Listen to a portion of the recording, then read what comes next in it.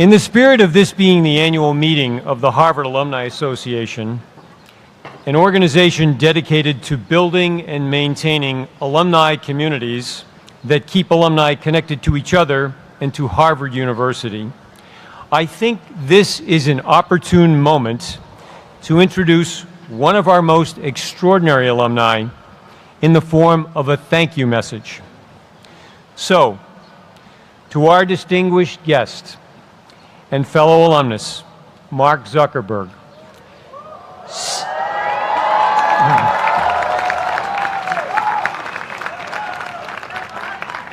CEO and founder of Facebook, as if I really needed to say that, I say, thank you, sir, from the 330,000 members of the Harvard alumni community for recognizing the importance of human connection in improving the quality of our lives by creating highly innovative technologies that allow for countless numbers of our alumni and others around the world to enjoy the facile manner in which they are able to create meaningful connections that result in lifelong relationships. Thank you, sir, for staying on the mission of making the world a more open place. In this time when elements of free societies and cultures are making concerted efforts to promote insularity. Thank you also for collaborating with your life partner and fellow alumna, the brilliant and talented Dr. Priscilla Chan.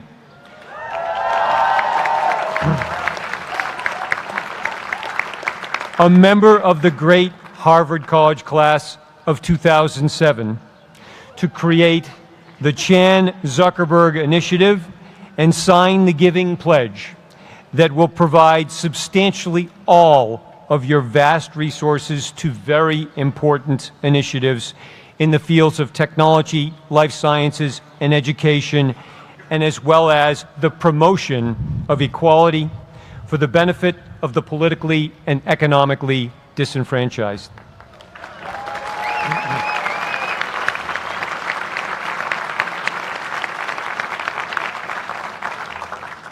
And I would be remiss on this special occasion if I did not say thank you for using your T-shirt wardrobe to demonstrate to the world that male sartorial elegance doesn't always present itself in a suit, tie, and cufflinks.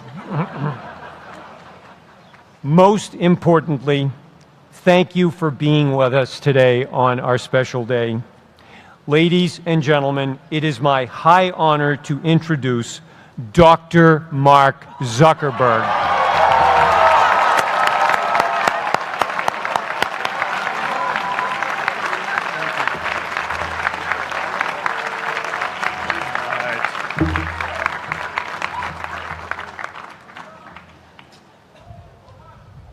I love this place. Thank you all for coming out in the rain, the pouring rain. We're going to make this worth it for you. President Faust, Board of Overseers, faculty, friends, alumni, proud parents, members of the ad board, and graduates of the greatest university in the world.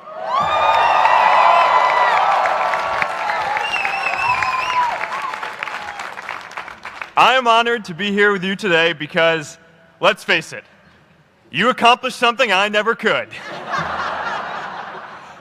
If I get through this speech today, it'll be the first time I actually finish something here at Harvard. Class of 2017, congratulations.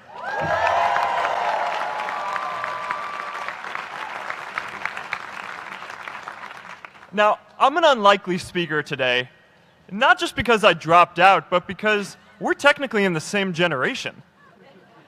We walked this yard less than a decade apart.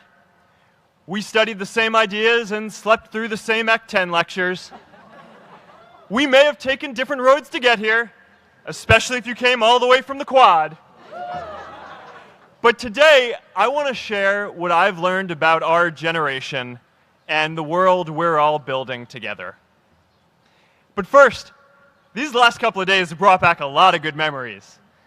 How many of you remember exactly where you were and what you were doing when you got that email telling you got into Harvard?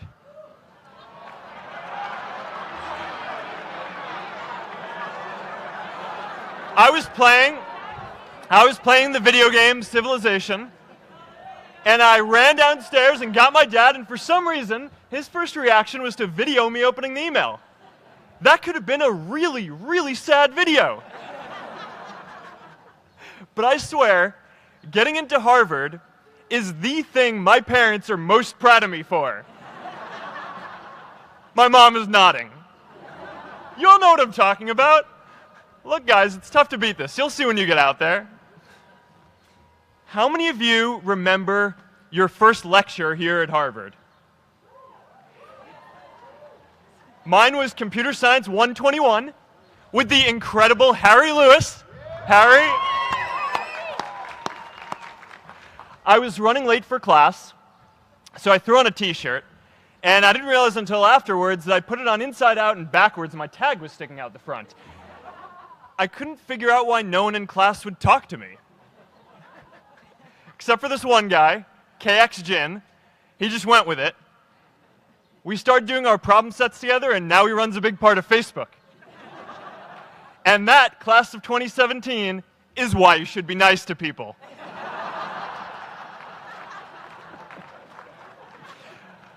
But my best memory from Harvard is meeting Priscilla.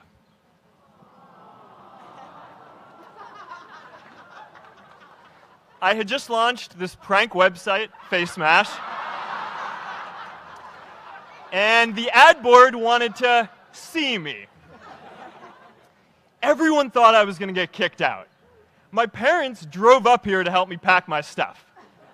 My friends threw me a going-away party. Who does that? As luck would have it, Priscilla was at that party with her friends, and we met in line for the bathroom in the Foho Bell Tower, and in what must be one of the all-time most romantic lines, I turned to her and said, "I'm getting kicked out in 3 days, so we need to go on a date quickly." Actually, any of you graduating today can use that line. "I'm getting kicked out today. We need to go on a date fast." I didn't end up getting kicked out. I did that to myself.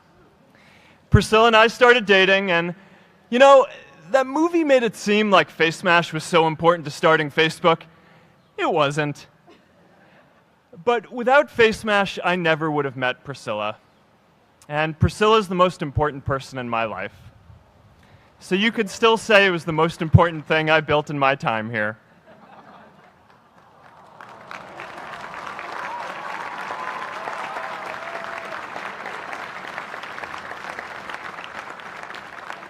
We have all started lifelong friendships here, and some of us even families. That's why I'm so grateful to this place.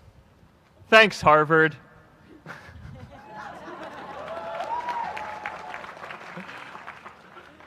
Today, I want to talk about purpose. But I'm not here to give you the standard commencement about finding your purpose. We're millennials. We try to do that instinctively. Instead, I'm here to tell you that finding your purpose isn't enough. The challenge for our generation is to create a world where everyone has a sense of purpose. One of my favorite stories is when JFK went to go visit the NASA Space Center, and he saw a janitor holding a broom, and he asked him what he was doing, and the janitor replied, "Mr. President, I'm helping put a man on the moon." Purpose is that feeling that you are a part of something bigger than yourself, that you are needed, and that you have something better ahead to work for. Purpose is what creates true happiness. And you are graduating at a time when this is especially important. When our parents graduated, that sense of purpose reliably came from your job, your church, your community. But today, technology and automation are eliminating many jobs. Membership in a lot of communities has been declining, and a lot of people are feeling disconnected and depressed and are trying to fill a void in their lives. As I've traveled around, I've sat with children in juvenile detention and opioid addicts who've told me that maybe their lives would have turned out differently if they just had something to do, an after-school program or somewhere to go. I've met factory workers who know their old jobs aren't coming back and are just trying to find their path ahead. For our society to keep moving forward, we have a generational challenge to not only create new jobs, but create a renewed sense of purpose. I remember that night I launched Facebook from that little dorm in Kirkland House. I went to Noakes with my friend KX, and I remember telling him clearly that I was excited to help connect the Harvard community, but one day someone would connect the whole world. The thing is, it never even occurred to me that that someone might be us. We were just college kids. We didn't know anything about that. There were all these great big technology companies with all these resources, and I just assumed one of them would do it. But this idea was so clear to us that all people want to connect. So we just kept working on it, day after day after day. And I know that a lot of you are going to have your own stories just like this. A change in the world that seems so clear that you are sure someone else is going to do it. But they're not. You will. But it's not enough to have that purpose yourself. You also have to create a sense of purpose for others. And I found that out the hard way. You see, my hope was never to build a company. I wanted to have an impact. And as all these people started joining us, I just assumed that that's what they wanted to do too. So I never took the time to explain what it was that I hoped we'd build. A couple years in, some big companies wanted to buy us. I didn't want to sell. I wanted to see if we could connect more people. And we were building the first version of Newsfeed at the time, and I thought, if we could just launch this, it could change how we all learn about the world. Nearly everyone else wanted to sell. Without a sense of higher purpose, this was their startup dream come true, and it tore our company apart. After one particularly tense argument, one of my close advisors told me if I didn't agree to sell the company right now, I would regret that decision for the rest of my life. Relationships were so frayed that within a year or so, every single person on our management team was gone. That was my hardest time leading Facebook. I believed in what we were doing, but I felt alone. And worse, it was my fault. I wondered if I was just wrong, an imposter, a 22-year-old kid who had no idea how things actually worked. Now, years later, I understand that is how things work when there's no sense of higher purpose. So it's up to all of us to create it so we can all keep moving forward together. And today, I want to talk about 3 ways that we can create a world where everyone has a sense of purpose. By taking on big, meaningful projects together. By redefining equality so everyone has the freedom to pursue their purpose. And by building community all across the world. So first, let's take on big, meaningful projects. Our generation is going to have to deal with tens of millions of jobs replaced by automation like self-driving cars and trucks. But we have the potential to do so much more than that. Every generation has its defining works. More than 300,000 people worked to put that man on the moon, including that janitor. Millions of volunteers immunized children around the world against polio, and millions of more people built the Hoover Dam and other great projects. And now it's our generation's turn to do great things. Now I know, maybe you're thinking, I don't know how to build a dam. I don't know how to get 1 million people involved in anything. Well, let me tell you a secret. No one does when they begin. Ideas don't come out fully formed. They only become clear as you work on them. You just have to get started. if I had to know everything about connecting people before I got started, I never would have built Facebook. Movies and pop culture just get this all wrong. The idea of a single eureka moment is a dangerous lie. It makes us feel inadequate because we feel like we haven't had ours yet. And it prevents people with seeds of good ideas from ever getting started in the first place. Oh, and you know what else movies get wrong about innovation? No one writes math formulas on glass, okay? All right? That's not a thing, okay?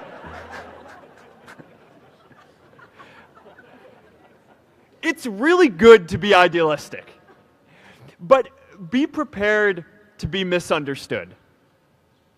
Anyone working on a big vision is going to get called crazy, even if you end up right.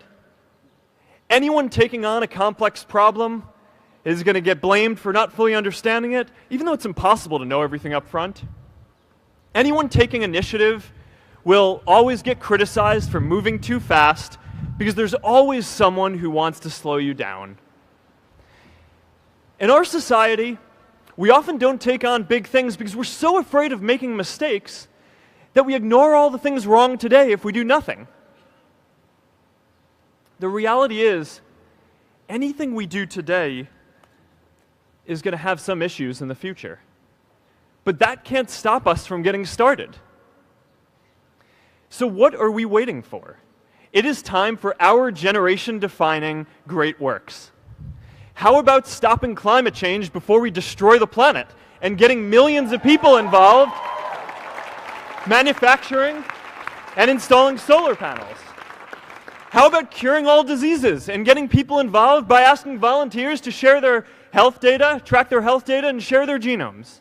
You know, today, our society spends more than 50 times as much treating people who are sick as we invest in finding cures so people don't get sick in the first place. It makes no sense. We can fix this. How about modernizing democracy so everyone can vote online? And how about personalizing education so everyone can learn? These achievements are all within our reach. Let's do them all in a way that gives everyone in our society a role. Let's do big things, not just to create progress, but to create purpose.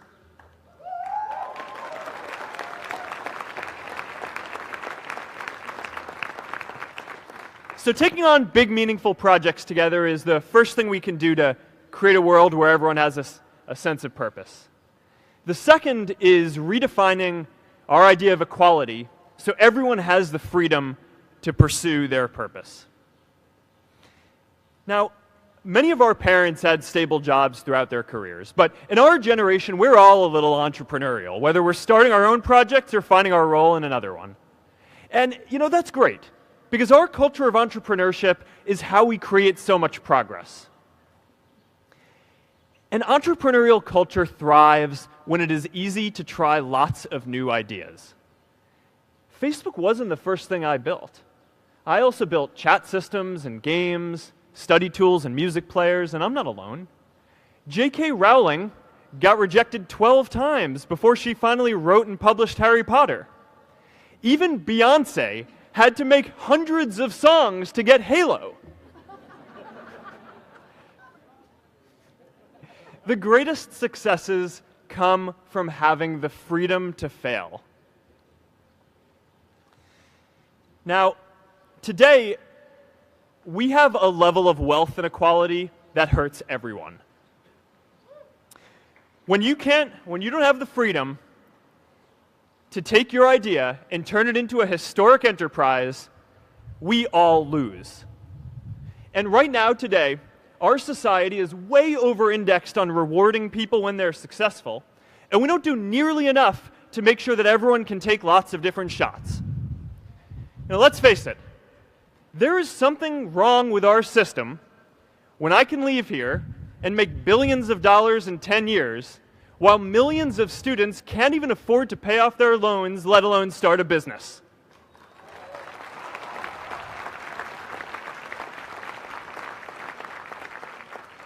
Look, I know a lot of entrepreneurs, And I don't know a single person who gave up on starting a business because they were worried they might not make enough money. But I know too many people who haven't had the chance to pursue their dreams because they didn't have a cushion to fall back on if they failed.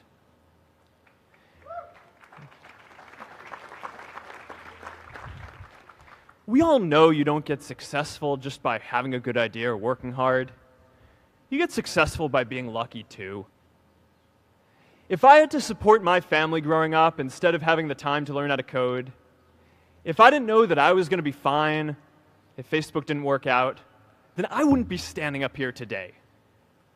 And if we're honest, we all know how much luck we've had to get to this point in our lives. Every generation expands its definition of equality. Previous generations fought for the vote and civil rights. They had the New Deal and Great Society. And now it's time for our generation to define a new social contract.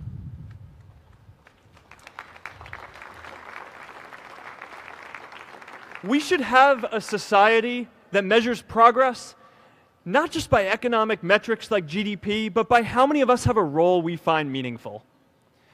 We should explore ideas like universal basic income to make sure that everyone has a cushion to try new ideas.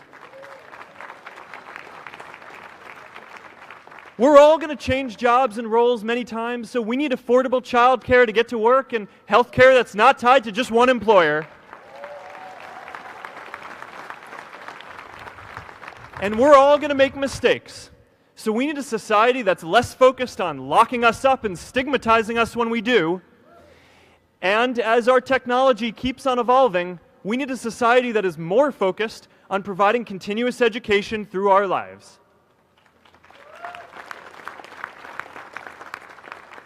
And yes, giving everyone the freedom to pursue purpose isn't going to be free.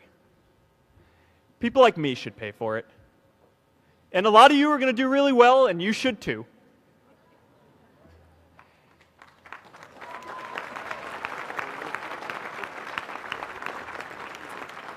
That is why Priscilla and I started the Chan Zuckerberg Initiative and committed our wealth to promoting equal opportunity.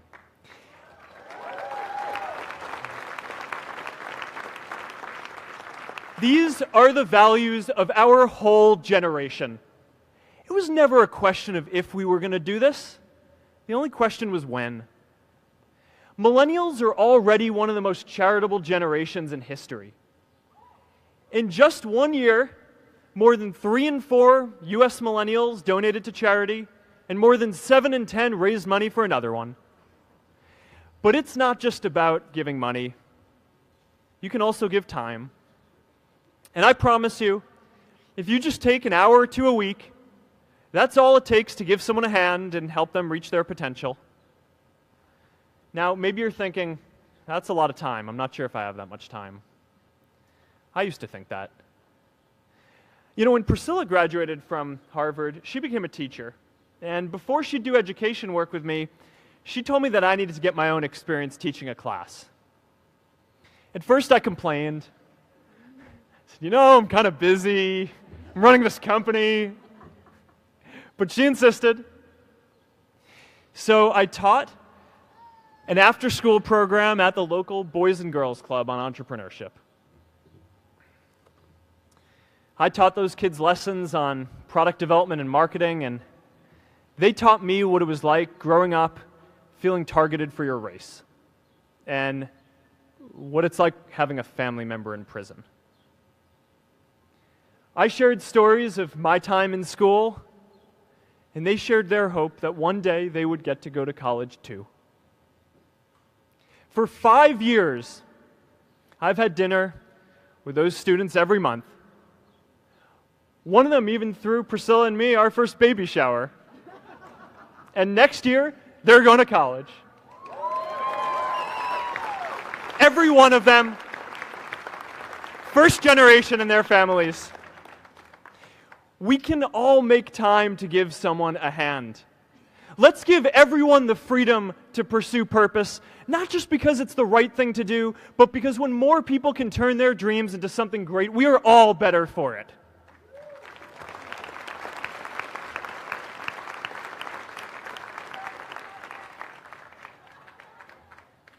purpose doesn't only come from work. The third way we can create a sense of purpose for everyone is by building community. And in our generation, when we say purpose for everyone, we mean everyone in the world. Now, quick show of hands. How many of you here are from another country? All right, now keep your hands up. How many of you are friends with one of these folks? Now we're talking. See, we have grown up connected. In a recent survey of millennials around the world, asking what most defines our identity, the most popular answer wasn't nationality, ethnicity, or religion. It was citizen of the world. That's a big deal.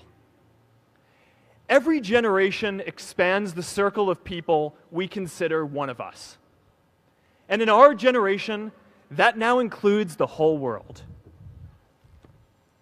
We understand that the great arc of human history bends towards people coming together in ever greater numbers, from tribes to cities to nations, to achieve things that we could not on our own. We get that our greatest opportunities are now global. We can be the generation that ends poverty, that ends disease. And we get that our greatest challenges need global responses too. No country can fight climate change alone or prevent pandemics. Progress now requires coming together, not just as cities or nations, but also as a global community. But we live in an unstable time. There are people left behind by globalization across the whole world. And it's tough to care about people in other places when we don't first feel good about our lives here at home. There's pressure to turn inwards. This is the struggle of our time. The forces of freedom, openness, and global community against the forces of authoritarianism, isolationism, and nationalism. Forces for the flow of knowledge, trade, and immigration against those who would slow them down. This is not a battle of nations. It is a battle of ideas. There are people in every country for more global connection, and there are good people against it.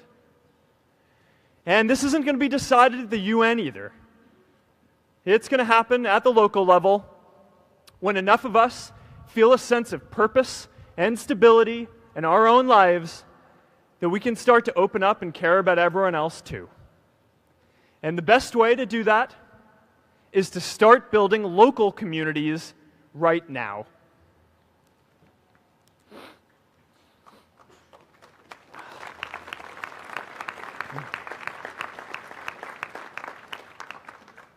We all get a lot of meaning from our communities. Who here's from Elliott House? How about Lowell? I know you guys found community because you literally live right on top of each other. And Mather? I'll just leave that there. Whether our communities are houses or sports teams, churches or a cappella groups, they give us that sense that we are a part of something bigger, that we are not alone. They give us the strength to expand our horizons. And that's why it's so striking that over the past few decades, membership in all kinds of communities has declined by as much as 1/4. That's a lot of people who now need to find a sense of purpose somewhere else. But I know that we can rebuild these communities and start new ones because many of you already are. I met Agnes Agoye, who's graduating today. Agnes, where are you?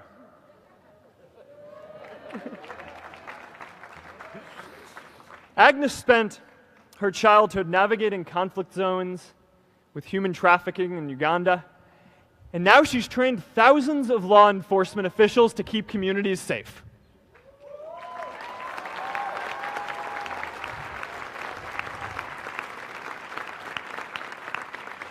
I met Kayla Oakley and Neha Jain.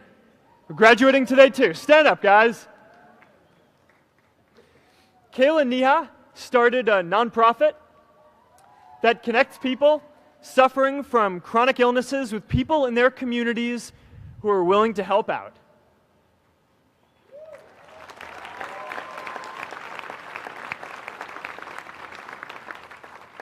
And I met David Razu Aznar, who's graduating from the Kennedy School today. David, stand up. David is a former city councilor who fought to make Mexico City the first Latin American city to pass marriage equality, even before San Francisco.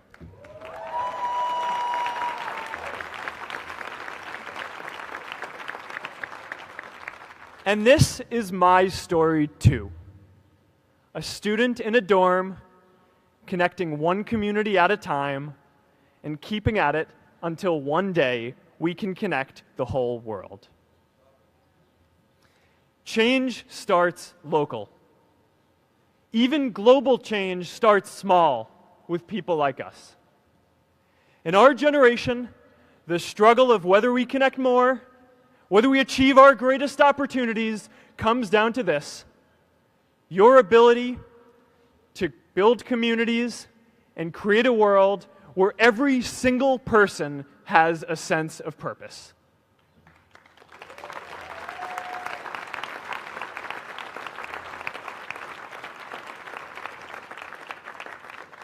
Class of 2017, you are graduating into a world that needs purpose.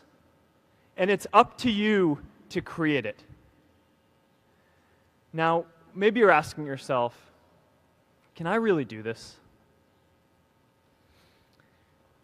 Well, remember when I told you about that class I taught at the Boys and Girls Club?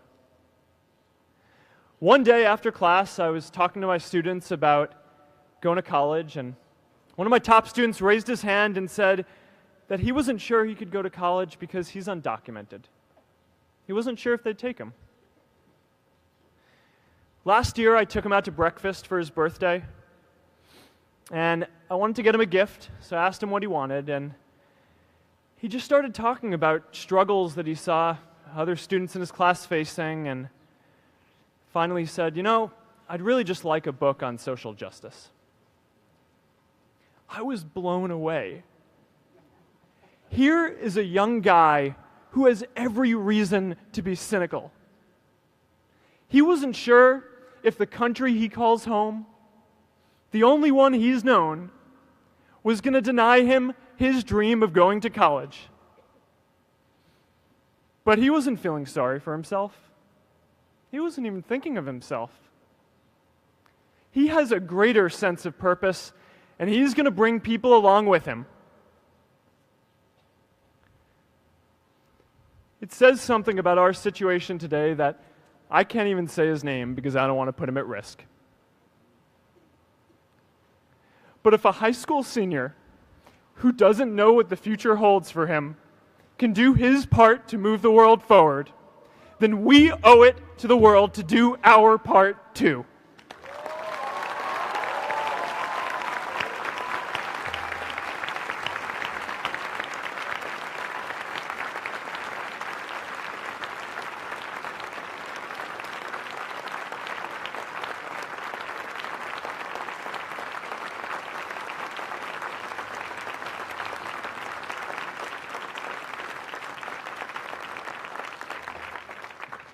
So before you walk out those gates one last time, and as we